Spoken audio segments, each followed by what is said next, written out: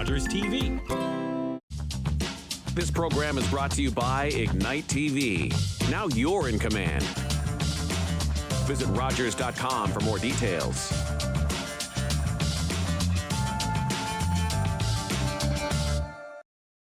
The opinions expressed in the following programs are those of the participants and do not necessarily reflect those of Rogers Cable or Rogers TV. 5, 4. Hello and welcome to Politically Speaking. My name is JC Coutts, filling in this week for David Sherman. And our guest this week, we have the Minister of Agriculture, Food and Rural Affairs for Ontario. Huron Bruce MPP Lisa Thompson is our guest. Hi, Lisa. How are you today? I'm great. The sun is shining and March has arrived like a lamb, or in our case on our farm, like baby goats. That's right. It is the season. I know my brother-in-law has been saying that they've been having some cattle come in. Same with goats. How's the goating going? Is it going well? The kidding season. Actually, we just started. Our first set of twins arrived early this morning. So everybody's doing well, and let's hope the rest of the herd follows in line. Yeah, that's amazing. And I know that's one of the things you did before you were officially an MPP, is you were general manager of the Ontario Dairy Goat Cooperative. And I mean, just in case anyone isn't fully familiar with Lisa's work, she was born in Wingham, lives now on a farm near Teeswater. Your husband, Dennis, I think that farm's been in his family for something like 120 years. Yeah, actually 123 years this year. Wow. That is amazing. Yeah, I often do see you sharing photos of when harvest time comes around, and I know that you're a big proponent of road safety because, of course, in this area we have the large agriculture vehicles are on the road, especially around harvest time, and as drivers we all need to be aware of that and know to give them their space. That's a good message. Absolutely. Mm-hmm. Yeah. All right. Well, we've got a lot to cover today. And where are you today? Are you at Queen's Park? Is that your office or? Well, actually, I was in Bruce County earlier today because the Ontario Jersey Association is hosting their tour and AGM in the Walkerton area. And then I flew south to Blythe, and I'm going to end up this evening in Goderich. So that's day to day in the riding. It is. It's such a big area to cover here in Huron, Bruce. There's so much going on here. Let's get into it though. We have a lot to talk about. I know you've been super busy. In fact, just this week, I believe it was announced that there's $836,000 over the next 3 years that is going to be used to increase capacity of rural volunteers and organizations across the province. Your team announced this. I'm just wondering why it's so important that we invest in volunteers in rural areas. Do you know what? Volunteers are the pulse, if you will, of our rural small town communities. And it's through the Ontario Association of Agricultural Societies, as well as the Rural Ontario Institute, that we'll be investing in leadership development, board governance skills, as well as financial management for our volunteers that first and foremost, work on our local fairs year in and year out. But once we start building capacity and increasing opportunities to learn about the skills to be an effective volunteer, I think those skills, if you will transcend outside of the traditional agricultural society and benefit our communities as a whole. It's funny too that you're putting the focus on volunteers, because it's in talking to some of the mayors in our area, Trevor Bazinet in Goderich, talking to Luke Charbonneau up in Saugeen Shores, talking to Aaron Eldersley. I've asked all of them, what's the thing that makes your community so great? And they always say it's the strength of our volunteers. If we didn't have so many people that gave their time, we wouldn't be able to do half the things that we do in our communities. Yeah, you're absolutely right about that. And then it's important for people to realize I started my career after graduating from the University of Guelph working for OMAFRA as a rural community advisor. And it was my job to do exactly what ROI, the Rural Ontario Institute, and the Ontario Agricultural Societies are going to do. It's important to learn how to run a good meeting. it's important to understand that it's okay to have conflict, but you have to adjust how you deal with that conflict. And I think it's really important for volunteers in this day and age to understand they have a fiducial responsibility in terms of good management when it comes to the finances of our volunteer organizations. And so this was an opportunity for me to bring back perhaps traditional support, recognizing we need to continue to build strength within our volunteers and ideally attract and retain volunteers in our rural organizations as well. And how soon will we start to see the funds from this implemented? Is this going to be right away? Yeah, actually, through the Rural Ontario Institute, there's going to be webinars as well as in-person opportunities to enhance the training that they received online. And certainly, if people go to our website at ontario.ca or go to the website for the Ontario Association of Agricultural Societies or the Rural Ontario Institute's website, they'll find out the details that they need if they want to pursue opportunities to enhance their skill base. All right.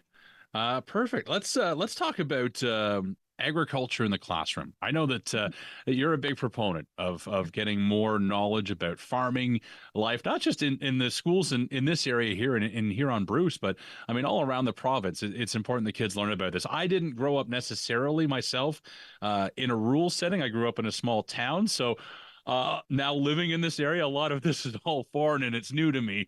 But if it had been imparted to me at an earlier age, maybe I'd have a bit of a better appreciation for it. So I'm just curious, what's being done currently to get agriculture into classrooms, and what would you like to see done, maybe more in the future, to get the programming up a little bit? Do you know a colleague of mine from Eastern Ontario, Daryl Cramp, he put through a private member's bill in the last session. So it would have been in about 2019, 2020, to really bring food literacy into the classroom. And when we talk about good quality food growing close to home, naturally hand in hand, we're going to talk about the amazing work that our local farmers do so that we can realize good quality food in the grocery store. And I think food literacy is so, so important because people need to know that, you don't need that pristine carrot to eat well. At our local fairs, sometimes there's a prize for the wackiest looking vegetable, and that vegetable still has the same, quality, content, and it tastes the same as well. And so I feel that in this day and age, when we're all trying to figure out how to stretch our dollars, our household dollars, people need to appreciate that if they buy fresh grown Ontario vegetables or fruit, as well as good quality sources of protein, and bring that quality product into the household to prepare as opposed to eating in restaurants or that's a treat for us in our household is to go out to a local restaurant and support them, which is also important. But my grandmother always said people need to learn how to eat out of their garden or out of their freezer. And that's why I'm so committed to agriculture in the classroom so that people can appreciate what's involved in growing good quality food close to home. But taking it a step further, I love seeing some of the learning environments that we have in our high schools now locally, whether it's in Clinton or Walkerton, wherever, the opportunities to learn how to cook in our local high schools are second to none as well. Those culinary skills or skills are equally important. Yeah, there's just so many I guess effects that by investing in this properly, you've got number one, as you mentioned, Lisa, the knowledge of eating good food and eating properly, because that's something that today with all the processed foods and everything, that's a whole other conversation right there. That is But then so. there's the knowledge, there's the appreciation for it, and then there's also the spin-off of the jobs that come from it, because there's jobs in ag, and then there's jobs that spins off as well from the industry too. You know what? You're spot on. Thank you, JC, for recognizing that, because that's a conversation that I could speak about for hours. Because, I feel it's important that people realize that when it comes to an amazing career, there's so many opportunities close to home as well. Once upon a time, people used to joke our biggest export was our young people into urban centers. But honest to goodness, when you take a look around Huron and Bruce alone, which I proudly describe as the breadbasket of Ontario, there's stunning jobs from, again, culinary opportunities in terms of working in restaurants through to marketing, being agronomists, understanding soil science, through to internationally marketing the crops that we grow. There's a whole gambit of jobs that are available to young people. And the foundation to really a strong agricultural industry and sector is skilled trades, because it doesn't matter whether you're working for Coutts Co-op or Huron Bay Co-op, Midwest Co-op. I guess I'm dating myself when I say Huron Bay, but Midwest Co-op, or one of our local granaries. People need to know how to work with their hands. And again, I think there's so many opportunities and good careers. And that's why our ministry at OMAFRA has also invested in a program called Find Your Future. And it's an initiative that absolutely is focused on identifying training paths, if you will, for the whole host of processing and agronomy opportunities that exist for young people. And I have to give a shout out to AgScape.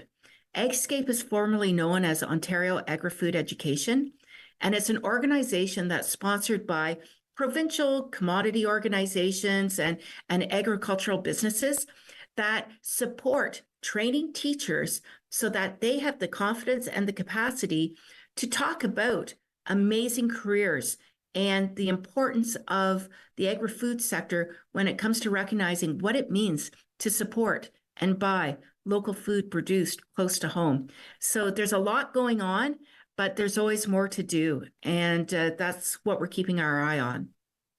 And if anybody's interested, I'm just there is a website for AgScape. It is agscape.ca, so super easy to find. Lots of resources on there, and even a teacher ambassador program I'm seeing as well. So there is a lot, Lisa. Yes, there is. Like AgScape hires teachers actually to prepare curriculum so that it's easy for teachers to pick up and put right into their teaching modules.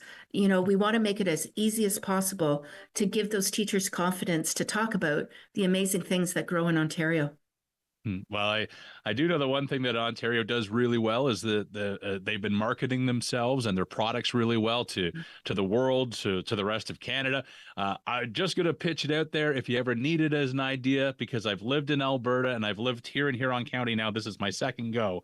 Our beef is better. So if you really want to get it at Edmonton and put a great big our beef's better than your beef up in the airport, I'm fully on board with that. It's true. My taste buds don't lie. Yeah, the beef farmers in both Huron County and beef farmers are going to love you for that. But you know what the difference is? And I've seen it when I've gone on international trade missions. I've seen Australian beef right beside Ontario corn-fed beef. And honest to goodness, there you can see the difference between beef animals raised on grass and beef animals from Ontario that are corn-fed, because you can see that beautiful marbling through Ontario beef that makes it so tasty.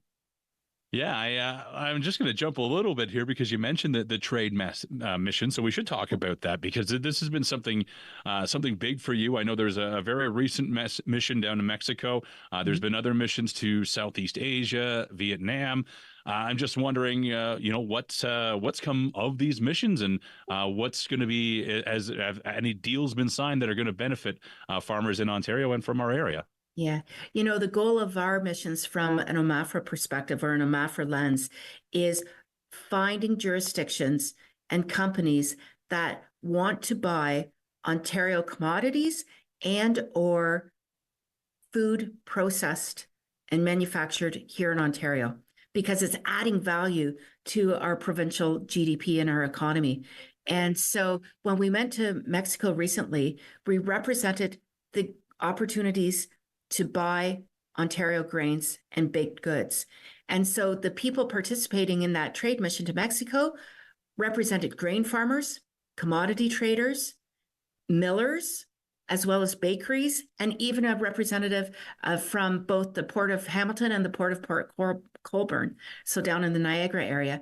And it was a strong message that we took there, because people, in some cases, want to buy Ontario grains for producing their own baked goods in Mexico, where others want to buy the baked good already manufactured so they can put it directly onto their shelves. And so we hosted in 6 short days over 100 business to business meetings, promoting our bakeries, promoting our commodities, and honest to goodness, the way they were joking around about it a little bit, but in all seriousness, they had great first dates, and now they're already on to their second date, where people are looking to do more business in Ontario.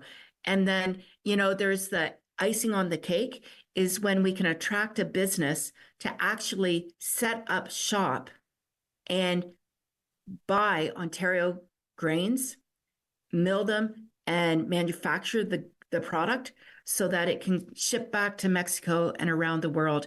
Because the sweet spot about Ontario is Ontario has trade agreements with 50 jurisdictions worldwide.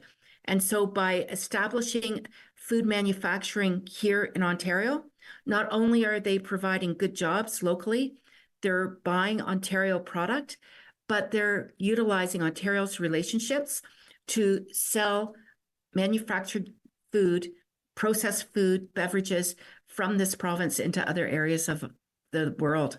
And it bodes well for us. I'm just sorry, Lisa. I was just curious about those trade agreements that Ontario has. Now, are those would they be subjected to the new version of NAFTA, I guess I should say, or are these totally separate and this allows Ontario a little bit more flexibility? Yeah, well, actually, we have a really good rapport, and it's through not only we have our tri-national agreements that over and above NAFTA, we have the CTTPT with our South Asian countries, and we have an agreement with our European partners as well. And we don't take them for granted. We want to make sure that we're positioning Ontario commodities as well as food and beverage products the best way possible, because we want our market share. And because, again, at the end of the day, it's all about finding more demand for what's growing and manufactured here in Ontario. So we're in a really good position. There's a spotlight shining on Ontario farmers. And I have to say, you mentioned you've been in Alberta before. It made me very happy last year when agriculture ministers from Western Canada actually conceded that, given the volume of product, be it grains, oilseeds, or protein, or milk, fill in the blank here, that gets grown and made available here in Ontario, our province has become the food and beverage manufacturing hub of all of Canada as well. And that bodes well. Yeah, that's great news for our farmers in Ontario and at all levels. I know, because we have so many, we have still the small family farms up to the much larger scale operations, and as long as there's demand, whoever is involved, small or large, at least they've got an opportunity. Yeah, it's amazing. And another example of a small success, we had 4 memorandums of understanding signed when we were in Japan and Vietnam last year. There's a great interest in Ontario growing ginseng. There's nothing like it worldwide, and I'm very proud of that.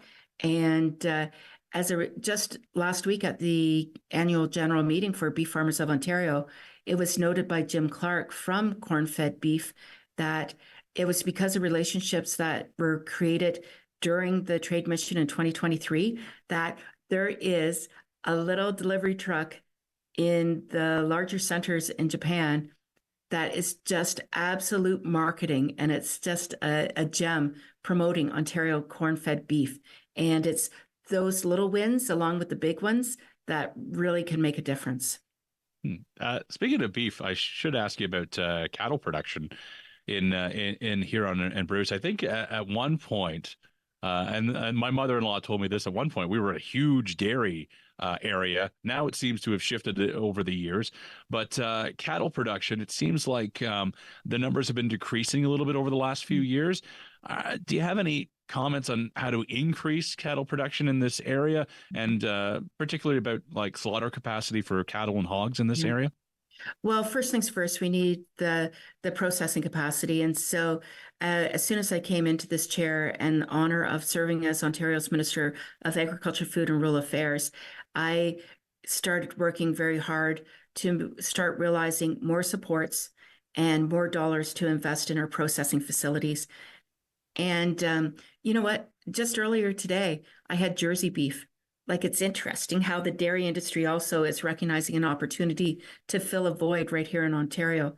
And we've invested we announced in January, around the time of the Dairy Farmers of Ontario AGM, $8 million to enhance efficiencies within processing dairy products, and whether that's on farm and or in a normal manufacturing plant that you might find in the GTHA. That type of investment is currently being made. And then when it comes to specific processing of protein, we know our small abattoirs are just as important as our larger facilities.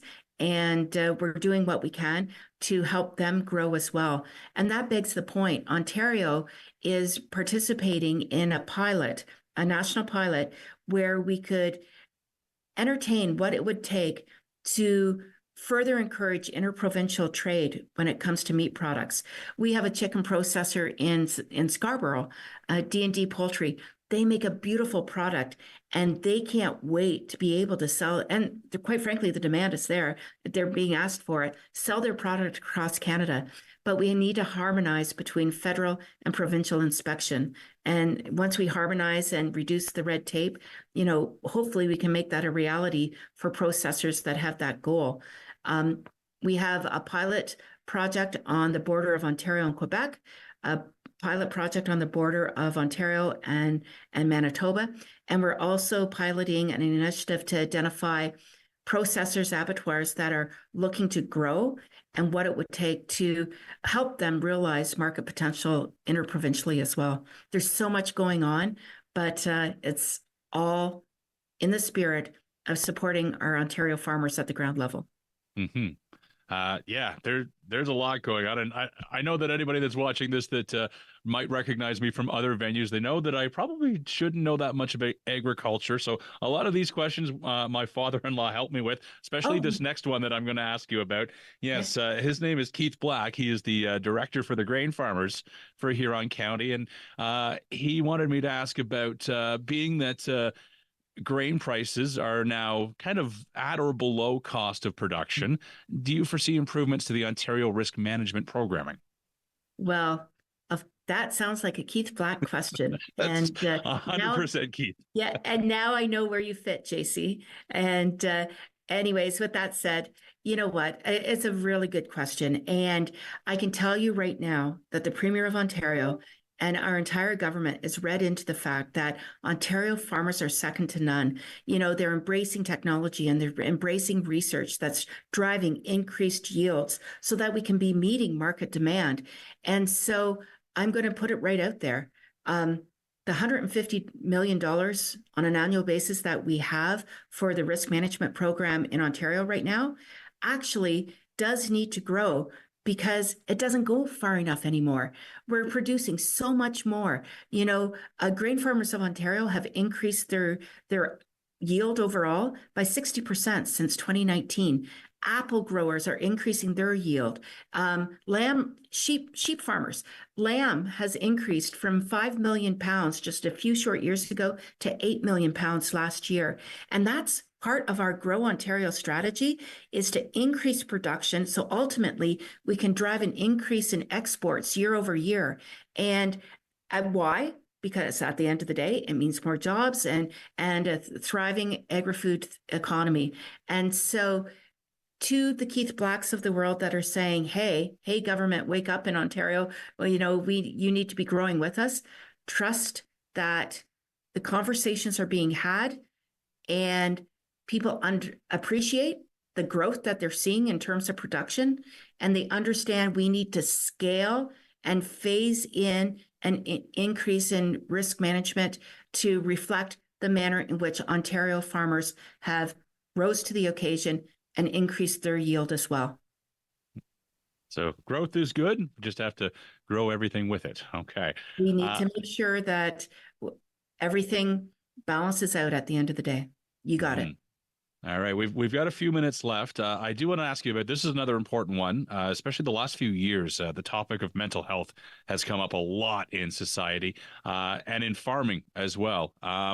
What's being done with all the money and all the effort and attention that's being put on mental health? What's being done specifically for farmers and mental health on the farm? Yeah, I'm really proud of what we're doing. And it begs the point that tomorrow I'm going to be in Guelph with a number of people looking to extend and train around how we can support farmers across this province. And it was very, very important to me. And we have a number of initiatives that we're investing in. And it's important to know that we're partnering with the Canadian Mental Health Association, but there's so many partners that are out there. For instance, in Huron County, we're very lucky because Gateway partners with the local Federation of Agriculture to do shed talks, because it's important to be able to talk when times are tough so that you can seek out the supports that you need. But not only that, we are moving forward with a program called the Guardian Network. And this is where people who maybe deliver feed on farm, or they're delivering propane, or they're coming in and just blowing snow, or picking up milk. If we're training people to recognize signs of stress so that they can reach out and offer supports and offer the right context for which people can seek help. Our farmer wellness program is incredibly important and it's the foundation, but the Guardian Network is equally important. And I'm really pleased to share with you that coming down the pipeline, we're going to be talking about how we're extending that support as well on farm. Right now, supports are available for farmer and his or her family. And we're looking at ways to support all people who work on farm. So it's money incredibly well invested. Farmers deserve support. And I'm pleased to say our ministry and our government is delivering in that regard. Wow, that's incredible, Lisa. It's good to know that farmers specifically do have the light on them for when they need assistance with mental health, because I mean, that's one of the things farmers tend to be, they tend to have that tough mentality and, we'll just tough it out, but it's okay to talk about things. It's okay to say, I need help or I need to talk. And I think we can all say that, everyone's benefited from having an ear to listen. So we need to make sure that we formalize that and make sure across the province that help is there. And I have to give a shout out. The whole Farmer Wellness Initiative was spurred on and inspired by an amazing lady in Eastern Ontario. And we stand on her shoulders as we deliver these supports around the province. Well, Lisa, it's been incredible to chat with you. Unfortunately, we're out of time. I'd love to keep talking with you, but we do have to go. Thank you so much. It's always amazing to chat with your local MPP, especially to learn more about rural affairs. So, Lisa Thompson, MPP for Huron Bruce, thanks so much for joining us today on Politically Speaking. This is Rogers TV. Connect with us by visiting our website or email us at comments@rogerstv.com.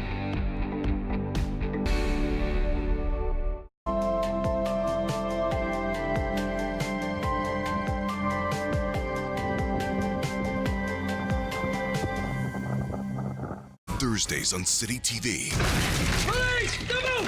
Go! Drop the gun! Track him down. NYPD! We're gonna find your daughter. You did this to yourself. It's now or never. Watch all new episodes of Law & Order, SV